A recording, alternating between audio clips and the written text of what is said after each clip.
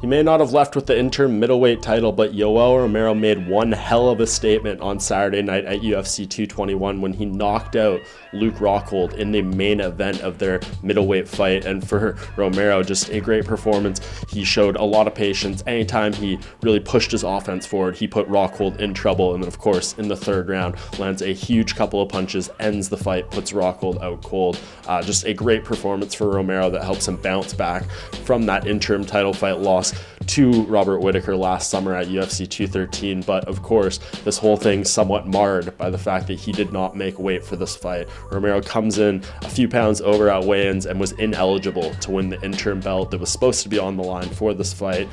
Kind of a nightmare situation, but nevertheless, he got the win, and I think still drummed up some interest in a rematch with Whittaker, which apparently is what's going to happen. The UFC, in their mind, I guess, they're still willing to reward him with a title shot, despite the fact he missed weight for this.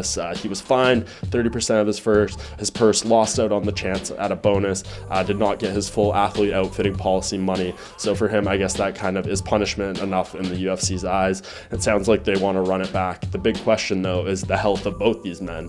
We know Robert Whittaker was supposed to fight on this card, pulled out due to a bevy of health problems, but it seems like he's on the comeback trail and will be ready to fight at some point later this year. But we have Romero rather, who says he thinks he broke his leg. We'll find out the actual extent of his injuries in the coming hours, coming days, all these things, but it seems like he could be out for a bit. So perhaps the UFC will want to slide someone else into the title picture against Whittaker if Romero is out for a while, but all that stuff remains to be figured out. Assuming both these guys are healthy at around the same time in the future, and assuming the UFC still wants to make that fight, I'm sure they'll go forward with it, and it would be very interesting. The first fight was great, and of course you're running a bit of a risk. What if Romero misses weight again?